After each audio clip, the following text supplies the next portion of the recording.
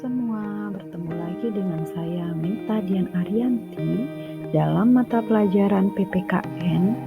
Hari ini kita akan belajar materi PPKN kelas 11 semester ganjil pada bab 3 mengenai hakikat hukum dan peradilan di Indonesia sub C, yaitu menampilkan sikap yang sesuai dengan hukum. Sebelum kita masuk ke materinya, mari bersama-sama Waktunya sekolah. cerita berikut ini.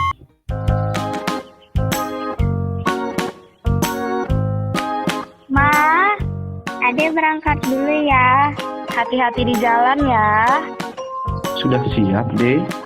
Iya, ayo kita berangkat, Pak. Tapi pasang tali helmnya dulu, Pak, biar aman. Oh, iya.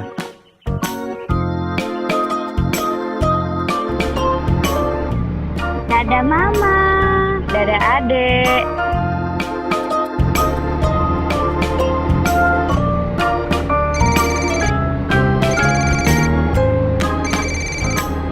Pak, kita jangan berhenti di sini.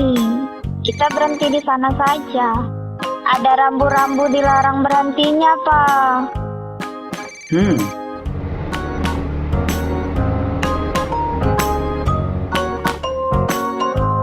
Ya, baik Pak. Sebentar lagi saya sampai ke sana.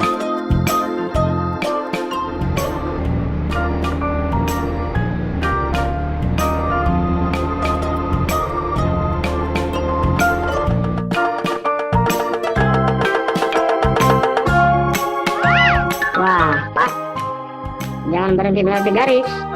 Nanti bisa membahayakan pengendara yang lain. Oh, iya. Maaf ya, Pak. Terima kasih atas kerjasamanya.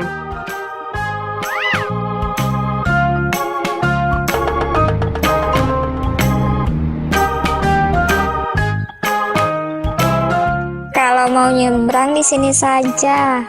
Ada rambu penyeberangannya dan lihat kanan kiri dulu sebelum nyebrang.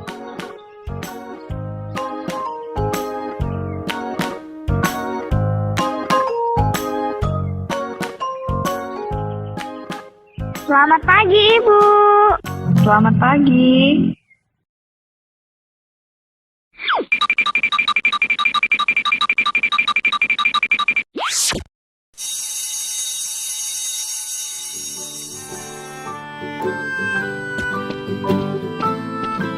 Ayo kita pulang.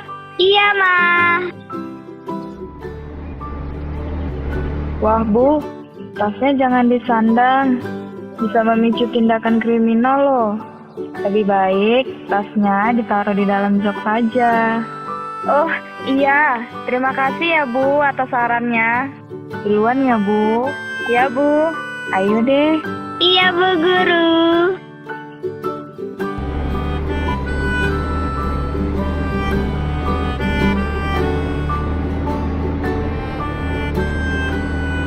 Ma, jangan memutar arah dari sini. Bahaya loh.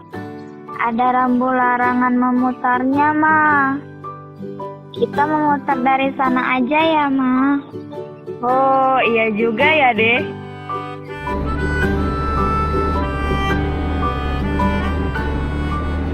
Nah, itu rambu boleh memutarnya, Ma.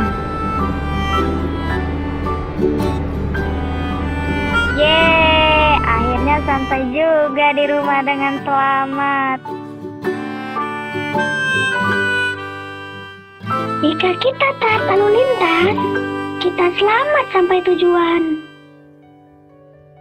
Bagaimana pendapat kalian tentang cerita tersebut? Apa itu hukum dan kesadaran hukum? Untuk itu, mari kita bahas terlebih dahulu mengenai pengertian pelanggaran dan kesadaran hukum. Pelanggaran adalah perilaku seseorang yang telah melanggar peraturan yang berlaku. Dalam Kamus Besar Bahasa Indonesia mengartikan pelanggaran ialah suatu perbuatan yang melanggar hukum. Definisi pelanggaran adalah melanggar atau melawan aturan. Pelanggaran sendiri adalah perilaku menyimpang yang berupa tindakan menurut kehendak sendiri tanpa memperhatikan aturan yang telah ditetapkan. Pelanggaran hukum adalah tindakan seseorang atau kelompok yang melanggar aturan yang tidak sesuai dengan hukum yang berlaku. Pelanggaran hukum adalah bentuk pembangkangan terhadap hukum yang berlaku. Jadi, bisa kita simpulkan, pelanggaran adalah perilaku seseorang yang telah melanggar peraturan yang berlaku. Sedangkan kesadaran hukum itu sendiri adalah kesadaran seseorang atau suatu kelompok masyarakat kepada aturan-aturan atau hukum yang berlaku. Kesadaran hukum dapat diartikan sebagai kesadaran seseorang atau suatu kelompok masyarakat kepada aturan-aturan atau hukum yang berlaku. Kesadaran hukum sangat diperlukan oleh suatu masyarakat. Hal ini bertujuan agar ketertiban, kedamaian, ketentraman, dan keadilan dapat diwujudkan dalam pergaulan antar sesama. Tanpa memiliki kesadaran hukum yang tinggi, tujuan tersebut akan sulit dicapai. Sikap mematuhi hukum ini disebut juga sebagai kesadaran hukum, di mana hal tersebut sudah ada dalam diri manusia itu sendiri mengenai hukum yang sudah ada. Di kalangan pelajar pun demikian. Contoh saja terjadinya perkelahian atau tawuran antar pelajar karena kurang tumbuhnya kesadaran pelajar terhadap hukum. Akibat lemahnya kesadaran hukum, kehidupan masyarakat akan menjadi resah dan tidak tentram. Oleh karena itu, kita hendaknya mengembangkan sikap sadar terhadap hukum. Kesadaran hukum perlu ditanamkan sejak dini, yang berawal dari lingkungan keluarga, yaitu setiap anggota keluarga dapat melatih dirinya memahami hak-hak dan tanggung jawabnya terhadap keluarga, menghormati hak-hak anggota keluarga lain, dan menjalankan kewajibannya sebelum menuntut haknya. Apabila hal ini dapat dilakukan, maka ia pun akan terbiasa menerapkan kesadaran yang telah dimilikinya dalam lingkungan yang lebih luas, yaitu lingkungan masyarakat, bahkan negara. Setiap orang memiliki kebebasan bertindak di dalam negara demokrasi. Namun, tidak serta-merta kebebasan tersebut dimaknai secara berlebihan. Setiap orang tetap diatur dalam kehidupan sosial melalui tatanan norma-norma yang berlaku. Perilaku individu yang sesuai dengan hukum akan membantu menciptakan kedamaian dan kesejahteraan dalam lingkungan masyarakat itu sendiri. Kesadaran hukum dipengaruhi oleh beberapa faktor, yaitu pengetahuan mengenai hukum yang berlaku, pemahaman pada isi hukum yang berlaku, sikap terhadap hukum yang berlaku, dan pola perilaku menurut hukum yang berlaku. Ketika faktor-faktor tersebut diterapkan di setiap anggota masyarakat, hukum akan berjalan optimal dalam menciptakan ketertiban dan keteraturan. Perilaku individu yang sesuai dengan hukum akan membantu menciptakan kedamaian dan kesejahteraan dalam lingkungan masyarakat itu sendiri. Perilaku yang sesuai dengan hukum akan tercermin jika telah yang pertama, memahami dan mematuhi peraturan perundangan yang berlaku, yang kedua, mempertahankan tertib hukum yang ada, dan yang ketiga, menegakkan kepastian hukum. Sudah menjadi kewajiban setiap orang yang ada di lingkungan sosial masyarakat berbangsa, dan bernegara untuk mematuhi setiap aturan yang berlaku. Apalagi manusia akan selalu berinteraksi dengan sesamanya dari berbagai lingkungan sosial. Guna menciptakan lingkungan aman, tertib, dan damai, diperlukan kebersamaan untuk hidup dengan taat pada peraturan atau hukum tertulis maupun tidak tertulis. Semakin tinggi kepatuhan terhadap hukum dari warga negara, maka secara langsung memperlihatkan tingkat kesadaran hukum yang dimiliki mereka. Berikut contoh perilaku yang mencerminkan kepatuhan terhadap hukum di lingkungan keluarga, sekolah, masyarakat, bangsa, dan negara.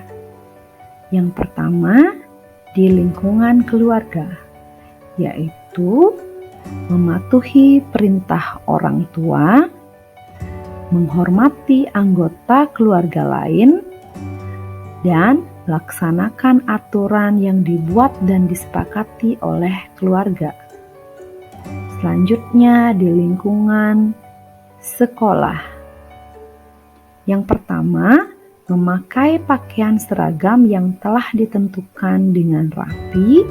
Yang kedua, mengikuti pelajaran sesuai dengan jadwal yang berlaku. Dan yang ketiga, tidak mencontek ketika sedang ulangan.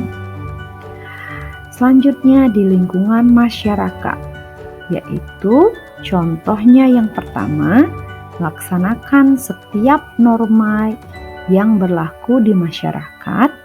Yang kedua, ikut serta dalam kegiatan kerja bakti. Dan yang ketiga, menghormati sesama warga. Dan yang terakhir, di lingkungan bangsa dan negara.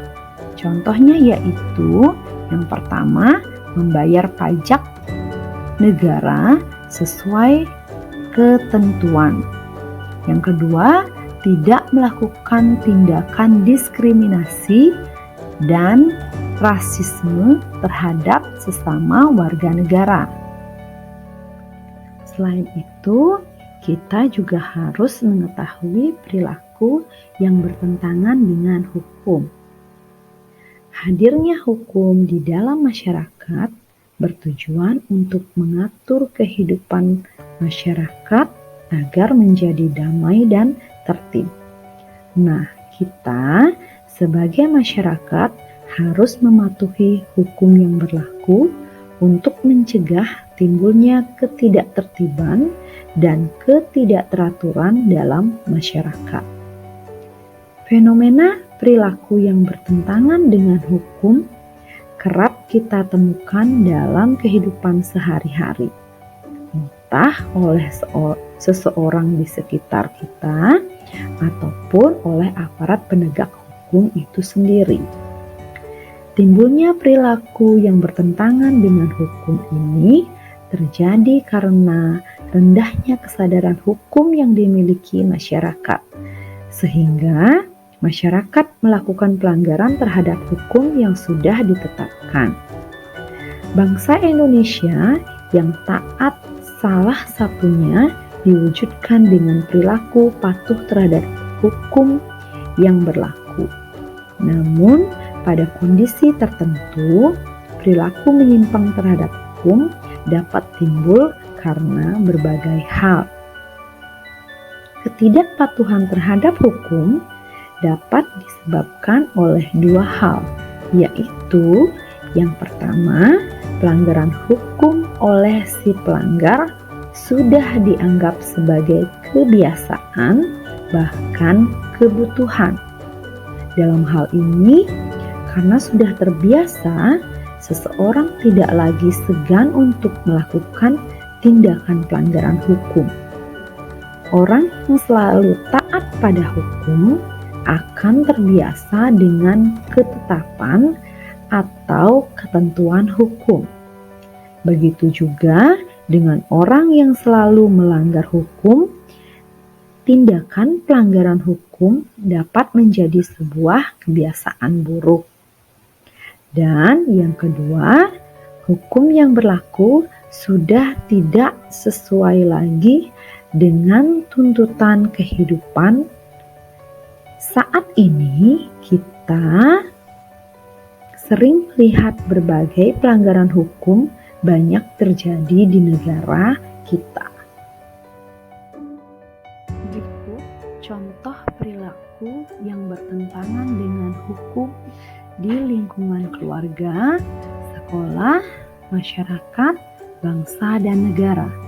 Yang pertama di lingkungan keluarga, yaitu contohnya yang pertama mengabaikan perintah orang tua, kedua menonton tayangan yang tidak boleh ditonton, yang ketiga ibadah tidak tepat waktu, dan yang keempat nonton TV sampai larut malam, dan yang terakhir bangun kesiangan. Di lingkungan sekolah, contohnya yang pertama datang ke sekolah terlambat, yang kedua bolos mengikuti pelajaran, yang ketiga tidak memperhatikan penjelasan guru, yang keempat berpakaian tidak rapi dan tidak sesuai dengan yang ditentukan oleh sekolah. Selanjutnya lingkungan masyarakat, contohnya yaitu yang pertama mangkir dari tugas ronda malam, yang kedua tidak mengikuti kerja bakti dengan alasan yang tidak jelas, dan yang ketiga membuang sampah sembarangan.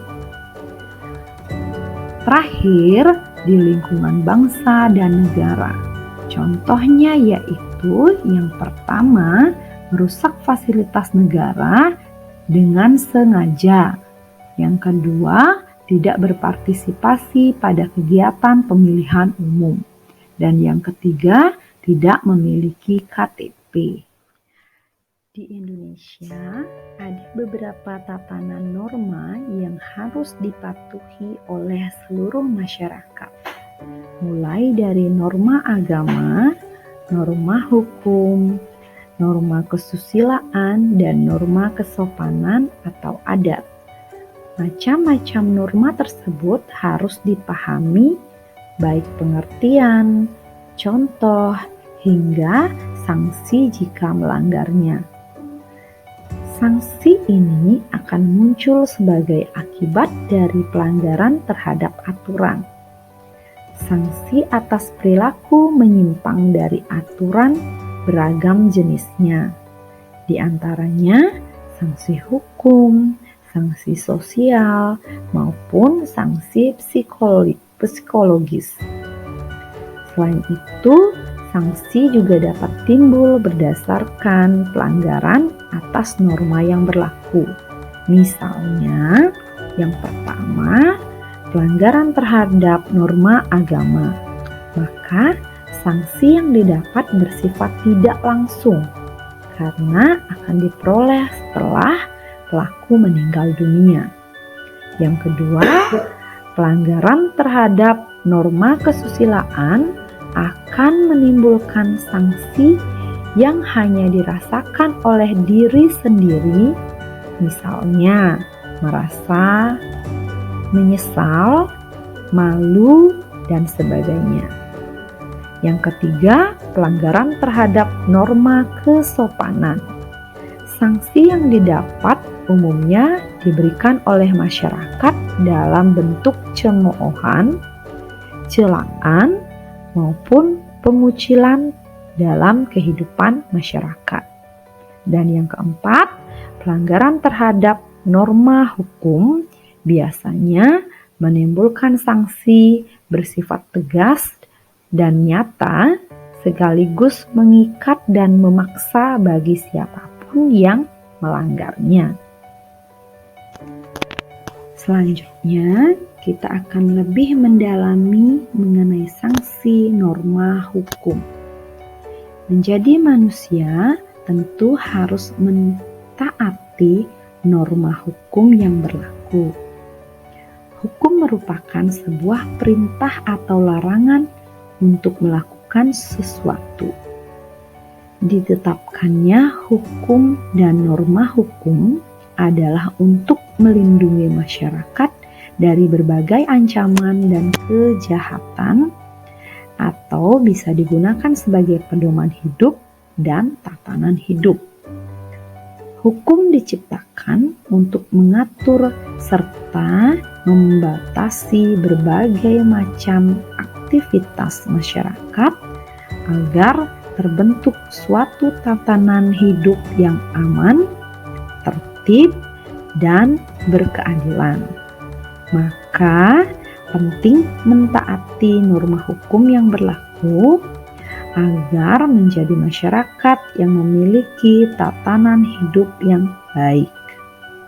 Di Indonesia, hukum dan norma hukum menjadi suatu keharusan yang dibuat untuk mengatur warga negara dalam melaksanakan hak dan kewajibannya, seperti yang tercantum dalam Undang-Undang Dasar 1945 Pasal 1 Ayat 3. Norma hukum itu sendiri merupakan aturan yang bersumber dari negara atau perintah pemerintah yang termuat dalam undang-undang.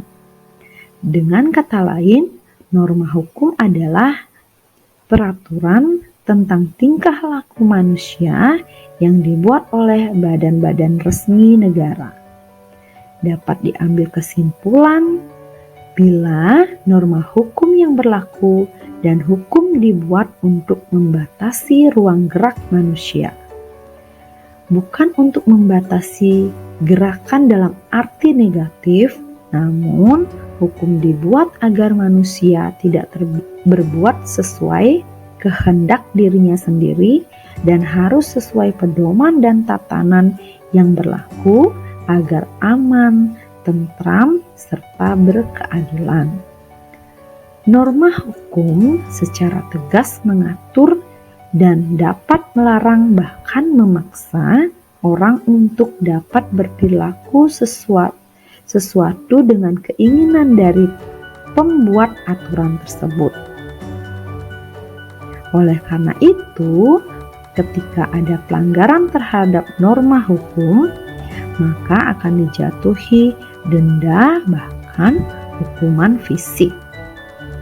Sanksi dari norma hukum bersifatnya memaksa dan mengikat, sehingga sanksi norma hukum adalah tegas dan nyata.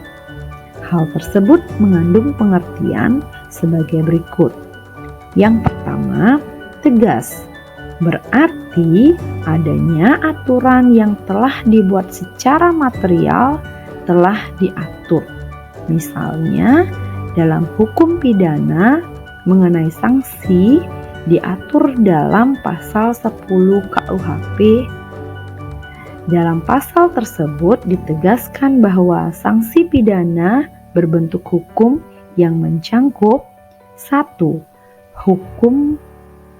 Hukuman pokok yang terdiri atas hukuman mati dan hukuman penjara yang terdiri dari hukuman seumur hidup dan hukuman sementara waktu. Dalam hal ini, hukumannya setinggi-tingginya 20 tahun dan sekurang-kurangnya 1 tahun. Yang kedua, hukuman tambahan yang terdiri dari pencabutan hak-hak tertentu, perampasan atau penyitaan barang-barang tertentu, dan pengumuman keputusan hakim. Selanjutnya yaitu nyata. Nyata dalam hal ini berarti adanya aturan-aturan yang secara material telah ditetapkan kadar hukuman berdasarkan perbuatan yang dilanggarnya. Contoh, pada pasal 338 KUHP menyebutkan barang siapa sengaja merampas nyawa orang lain diancam karena pembunuhan dengan pidana penjara paling lama 15 tahun. Sanksi terhadap pelanggaran itu amat banyak ragamnya. Misalnya, sanksi hukum, sanksi sosial, dan sanksi psikologis. Sifat dan jenis sanksi dari setiap norma atau hukum berbeda satu sama lainnya. Akan tetapi, dari segi tujuannya sama, yaitu untuk mewujudkan ketertiban dalam masyarakat. Demikian pemaparan materi kita hari ini. Terima kasih sudah menyimak materi hari ini dengan baik dan sampai jumpa di materi selanjutnya.